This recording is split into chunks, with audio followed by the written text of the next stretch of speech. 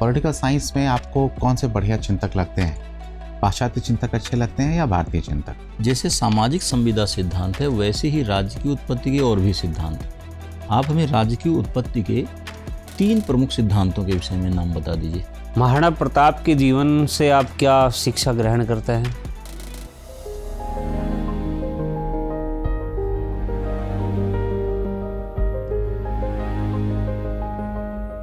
क्या मैं अंदर आ सकता हूँ? यस, आई।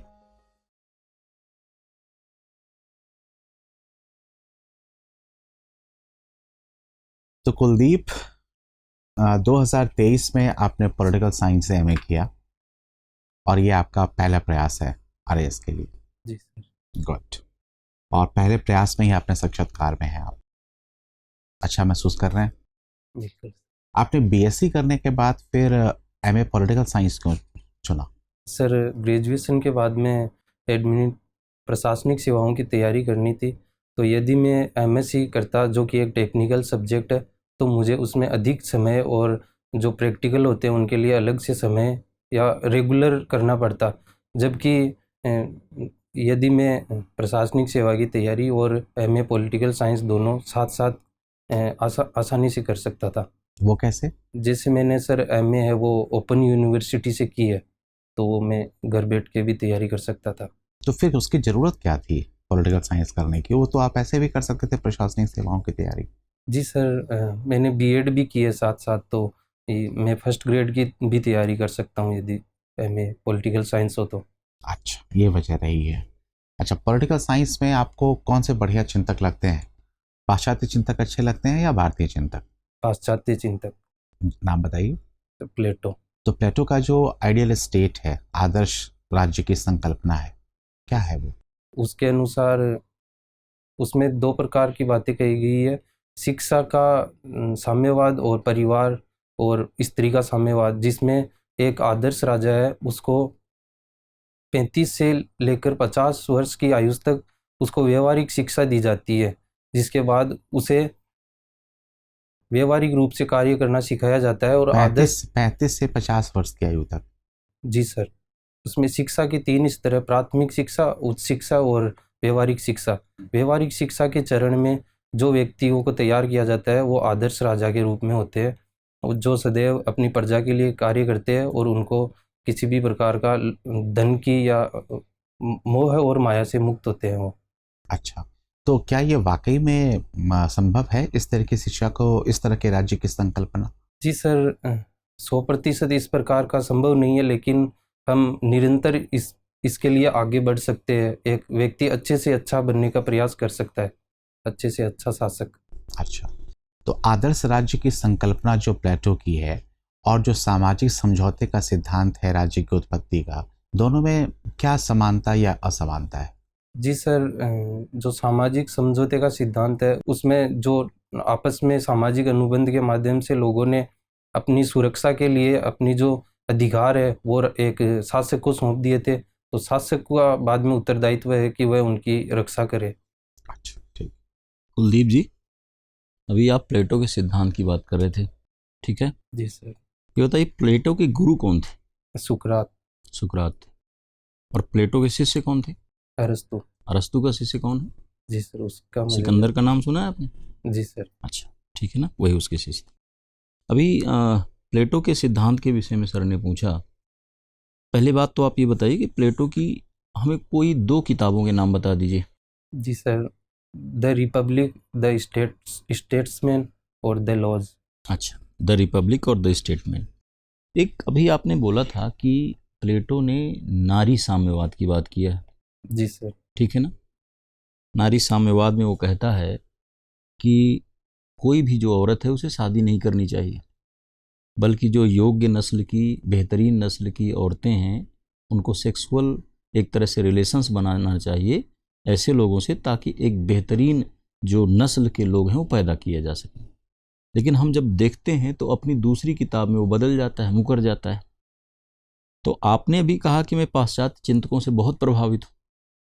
क्या प्लेटो के द्वारा ऐसा सिद्धांत देना, नारी साम्यवाद जैसा सिद्धांत देना, क्या ये आज की डेट में या किसी भी समाज के लिए क्या ये बेहतरीन माना जा सकता है? जी सर, नहीं। जैसे प्लेटो थे, उन्होंने अपनी जो पहली पुस्तक थी उसमें अधिक आदर्शवादी थे वो, लेकिन जैसे जैसे उनका समय उन्होंने अपना जीवन गुजारा, उसके बाद में जीवन के अंतिम समय में उन्होंने द लॉज पुस्तक लिखी थी, उसमें वो अधिक व्यवहारिक नज़र आते हैं हमें। अच्छा, ओके। अभी सर ने एक क्वेश्चन किया था कि सोशल कॉन्ट्रैक्ट थियरी, ठीक है ना, जैसे सामाजिक संविदा सिद्धांत है वैसे ही राज्य की उत्पत्ति के और भी सिद्धांत। आप हमें राज्य की उत्पत्ति के 3 प्रमुख सिद्धांतों के विषय में नाम बता दीजिए। जी सर, पहला देवीय उत्पत्ति का सिद्धांत कहा जाता है। इसका फाउंडर कौन माना जाता है?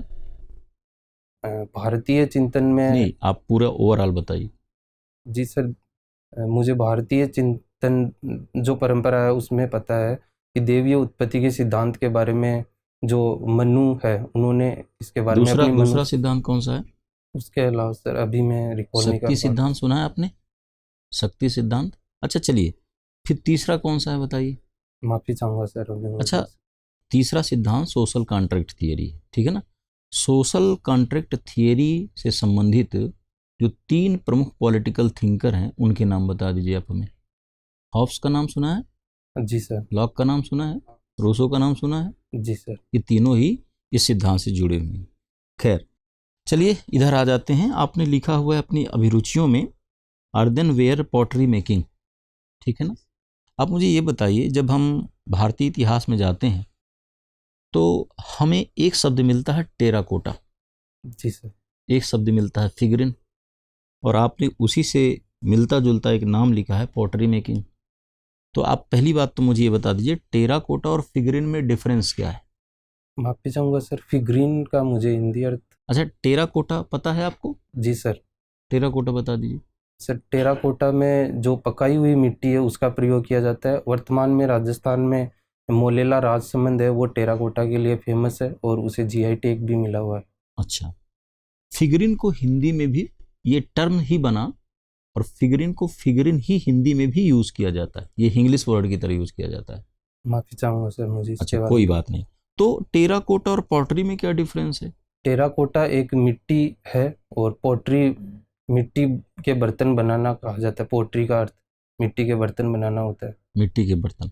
अच्छा, जब हम पॉटरी की बात करते हैं और हम सिंधु घाटी सभ्यता में जाएं या वैदिक पीरियड में जाएं या फिर मौर्य काल में जाएं, तो हम देखते हैं कि हमें अलग अलग प्रकार की पॉटरीज मिलती हैं।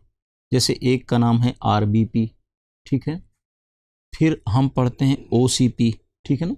ये ओसीपी टाइप जो पॉटरी मेकिंग है वो क्या थी? ओर्चरी क्लेड पोट्री, गेरुए रंग के मर्दवांड। ओचरी तो नहीं होता है, प्रोनाउंसिएशन आप कर रहे हैं सही? वो सर मेरे को अच्छा, प्रोनाउंसिएशन। पीजीडब्ल्यू क्या होता है? ये सर ये है गेरुए रंग के मर्दवांड। पीजीडब्ल्यू? हाँ। आप सही बता रहे हैं। पीजीडब्ल्यू को तो बोला जाता है पेंटेड ग्रे वेयर, चित्रित धूसर मृदुभांड। सॉरी सर, मैं कंफ्यूज हो गया आरबीपी, इसमें। अच्छा, आरबीपी किस समय का मृदुभांड है, पॉटरी है? ये लाल और काले मर्दवांड जो 1150 ईसा पूर्व है उसके बाद में है। 1150 ईसा पूर्व के बाद में। बाद में है। तो क्या लाल और ब्लैक कलर के पॉटरीज सिंधु घाटी सभ्यता से नहीं मिलते हैं? जी सर, मिलते हैं। तो फिर आप तो कह रहे हैं कि 1100 ईसा पूर्व के बाद के हैं।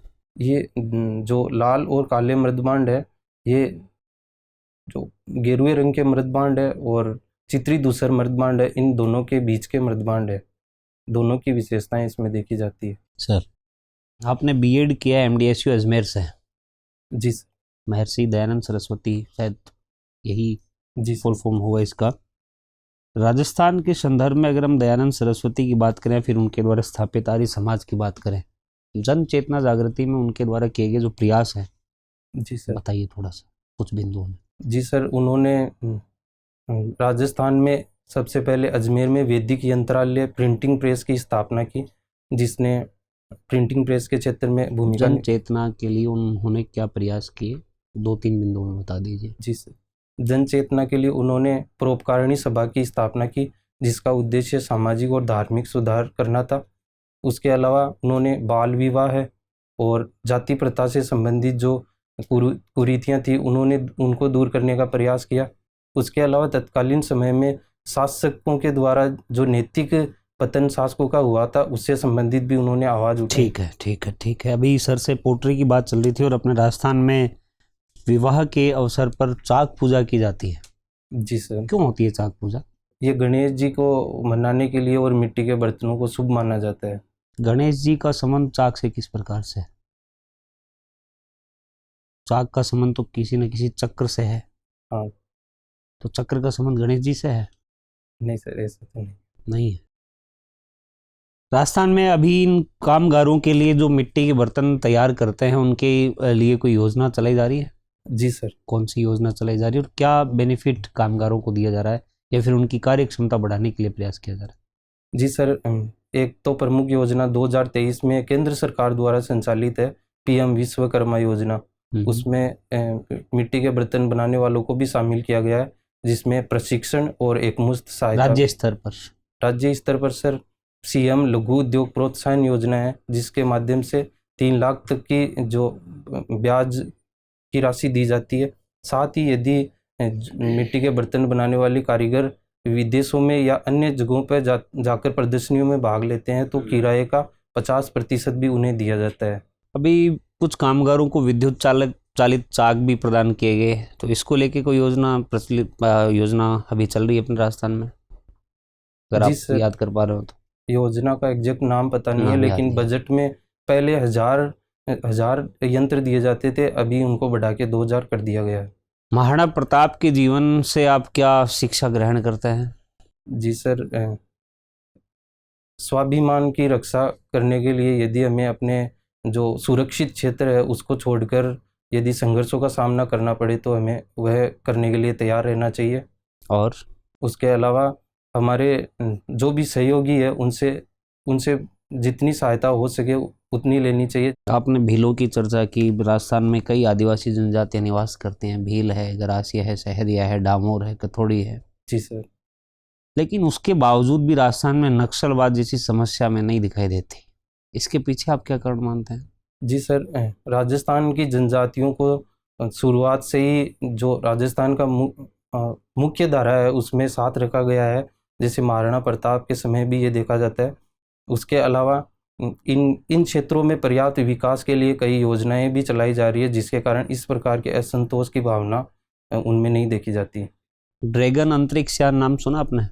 सॉरी सर, ये चीन से संबंधित हो सकता है, मुझे इसके बारे में ज़्यादा जानकारी नहीं। ड्रैगन से आइडिया लगा पा रहे हैं आप? जी सर। सुनीता विलियम्स से संबंधित नहीं है कहीं? हाँ, अब याद आ गया मुझे। याद आ गया है? क्या है ये सर जो हमारे अंतरिक्ष यात्री थे सुनीता विलियम जी और बुच विल्मोर, वे 8 दिन के लिए अंतरिक्ष में गए थे, लेकिन फिर कई वजहों से वे वापस नहीं आ पाए और फिर उन्हें 9 महीने बाद में अभी ऑपरेशन ड्रैगन के द्वारा लाया गया था। आपने राजस्थान में देवमाली का नाम सुना है? क्यों चर्चा में था देवमाली? सर, देवमाली को सामुदायिक पर्यटन के लिए पुरस्कार दिया गया था। और क्या अपार संभावनाएं आपको पर्यटन में नजर आती हैं राजस्थान में? जी सर, राजस्थान में ऐतिहासिक और धार्मिक पर्यटन तो है ही, उसके अलावा वर्तमान में नए पर्यटन भी उभर रहे हैं, जिसमें जैसे फिल्म टूरिज्म है, उसके अलावा वेडिंग टूरिज्म है। तो इस प्रकार के क्षेत्रों को भी अधिक उभारा जा सकता है। चलिए, मेरा अंतिम प्रश्न आपसे ये है कि राजस्थान में चल रही उन योजनाओं के कोई भी 2 योजनाओं के नाम बता दीजिए जिनमें बेटी शब्द का प्रयोग हुआ है। सर, एक तो बेटी बचाओ बेटी पढ़ाओ योजना चल रही है।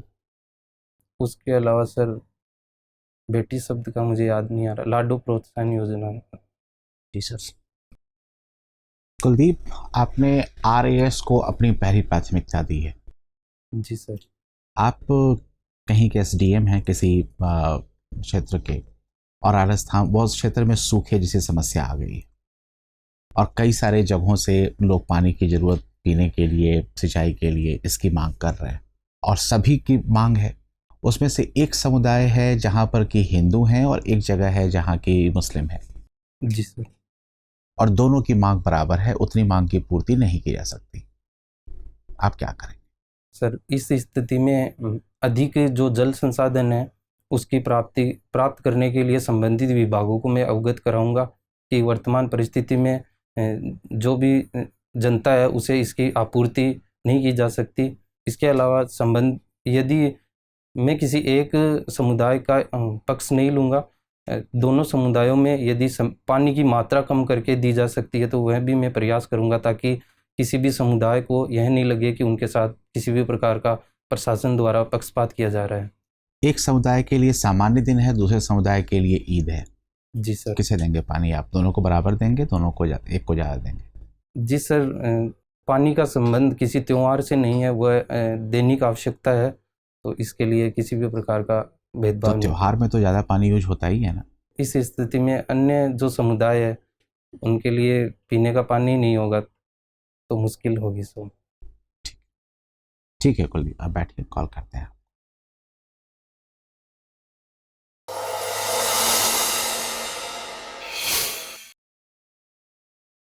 कुलदीप, ये आपका कौन सा है मॉक? ये सर तीसरा है। तीसरा है। और हर मॉक में आप बिना पूछे अंदर आते रहे? अभी जस्ट अभी आया था। नहीं, आप पहले भी जब आए तो सीधा आपने कहा, आप आए, आके खड़े हुए, न तो आपने विश किया। सॉरी, नहीं मैं पहले करता था, भूल गया, नमस्ते करना है। तो उस मौके में बताया गया आपको कि विश नहीं करना है? नहीं सॉरी सर, मैं करता हूँ, ये भूल गया। आपको हमेशा करना चाहिए, ये कोई इंटरव्यू की बात नहीं है।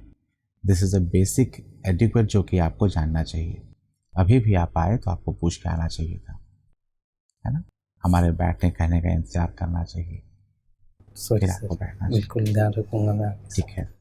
अब देखिए कि आपके जो सब्जेक्ट्स हैं उन सब्जेक्ट्स में आपने MA पॉलिटिकल साइंस किया है, और आप पॉलिटिकल साइंस के जो प्रश्न हैं उनके उत्तर भी यदि आप सेटिस्फैक्ट्री नहीं दे पाएंगे, और जबकि 23 में किया है, आपने जो कोर्स किया है उस कोर्स को पढ़ने की जिम्मेदारी तो आपकी है जी और उसको सीरियसली आपको पढ़ना चाहिए, है ना। अच्छा, जो सवाल भी हमने पूछे हैं वो सवाल ऐसे नहीं है जो बहुत हाई लेवल, इनफैक्ट ये ग्रेजुएशन के, ये पोस्ट ग्रेजुएशन के लेवल का क्वेश्चन ही नहीं है कि आप प्लेटो का बता दीजिए कि आदर्श राज्य क्या है, तो सोशल कॉन्ट्रैक्ट थ्योरी क्या है। तो आप सजेशन आपसे ये है कि आप अपने पॉलिटिकल साइंस को ठीक से रिवाइज कर लीजिए, है ना। जो बीएड में आपने पढ़ा है उसको भी आप रिवाइज करिए। अब आपने जैसे कि जो सर के जो क्वेश्चन आए राजस्थान स्पेसिफिक क्वेश्चन है, राजस्थान स्पेसिफिक क्वेश्चन में आप थोड़ा सा ठीक ठाक कर सकते हैं, आपकी नॉलेज है ठीक। आप जिसको कह रहे हैं ना कि अब मैं रिकॉल कर पाया, तो बेटर ये है कि अगर आप उत्तर नहीं दे रहे हैं, नहीं जान रहे हैं, तो आप चुप रहिए, आप वहीं पे सॉरी बोलिए, है ना। हमने ये महसूस किया कि आप जब आए तो थोड़ा घबराए हुए थे, है ना। ये घबराहट जो है, ये घबराहट आपको नहीं होनी चाहिए। आप देखिए एग्ज़ाम देके, प्रीलिम्स देके, मेंस देके तब आप यहाँ पहुँचे, और वो सब आप अपनी क्षमता के भरोसे पहुँचे हैं। तो अब तो ये 20 मिनट 25 मिनट की कहानी है, तो किस बात की घबराहट। जो बेसिक चीज़ें हैं वो बेसिक चीज़ें आपके पास हैं ही। हाँ, अब ये हो सकता है कि हमारे कुछ सवाल का जवाब आप दे पाएँ और कुछ का नहीं दे पाएँ, तो इसमें आप जो साफ गोई से अपनी बात रखेंगे वो ज़्यादा प्रभावित करेगा बोर्ड को, है ना। नहीं आता है तो सॉरी कहना भी आपको आना चाहिए, ठीक। आखिरी में जो ट्रिकी क्वेश्चन था कि जहाँ पर कि वो लिया कि प्रशासनिक उसमें कि आप एक ज़िले में हैं, सब डिवीज़न में हैं, और सब डिवीज़न में ऐसी समस्या आ गई, तो हमेशा ये बात आपने ठीक बोली कि हम दोनों वर्गों का ध्यान रखेंगे, ये करेंगे, यहाँ तक आपका ठीक था। अब जब हम गए कि उसका त्यौहार है, अतिरिक्त पानी के टैंकर, तो अतिरिक्त पानी आपको प्रोवाइड मेरे करना को चाहिए, निकलते ही पता चल गया कि वो, है ना, क्योंकि किसी का त्यौहार है और किसी का आम दिन है ना। तो समस्या में भी परिवार का मतलब, तो हम एक परिवार है ना, भारतीय सारे के सारे परिवार हैं। तो ऐसी स्थिति में अगर किसी का अगर त्यौहार है तो जो दूसरा समुदाय है वो भी खुद बोलेगा कि हाँ, इनको कुछ पानी के टैंकर आप अतिरिक्त दे दीजिए, ताकि उनकी जो खुशी है, जो वार्षिक खुशी है, वो मन सकती है, तो बढ़िया से मने, है ना। आपसे एक संजीदगी की अपेक्षा की जाती है एक प्रशासक के तौर पर। बाकी आप देखिए, शूज़ आप ठीक कर लीजिए, ये शूज़ तो आप नहीं पहनेंगे उस दिन, या आप पहनिएगा तो आप पॉलिश करिएगा इसको। हाँ, ये सर आते जाते हैं तो खराब थोड़ा पॉलिश करिएगा। आपका देखिए जो मोजा है वो मोजा भी ठीक नहीं है, मोजा आप एक कलर का लीजिए, ये सब बचपन में पहनते थे कलरफुल मोजा, है ना। पैंट ठीक है आपकी, शर्ट भी आपकी ठीक है, चश्मा भी चेंज करूँगा। चश्मा थोड़ा बड़ा है आपका, हाँ, थोड़ा सा अपने फेस के अनुरूप आप कर लीजिए, है ना। और दाढ़ी आप नहीं रखते हैं, दाढ़ी आप पूरी बना के जाइएगा। दाढ़ी ये इतनी सही है? क्यों रखना चाहते हैं इतनी आपका मन है इतना रखने का? तो फिर जब आप देखिए, या तो दाढ़ी पूरी होती है ठीक ठाक, और या फिर आप उसको क्लीन कर लीजिए, ठीक ना। तो आपकी फ़ोटो में जो दाढ़ी है अगर उसको ट्रिम करके जाते तो कोई दिक्कत नहीं थी, लेकिन अब जब आपने इतना किया हो तो बढ़िया क्लीन कर दिया, अच्छे ही लगेंगे आप। बाल में अच्छे से कंघी करिएगा, है ना, थोड़ा सा ऑयल या क्रीम लगाइएगा ताकि ठीक हो जाए वो। ठीक है।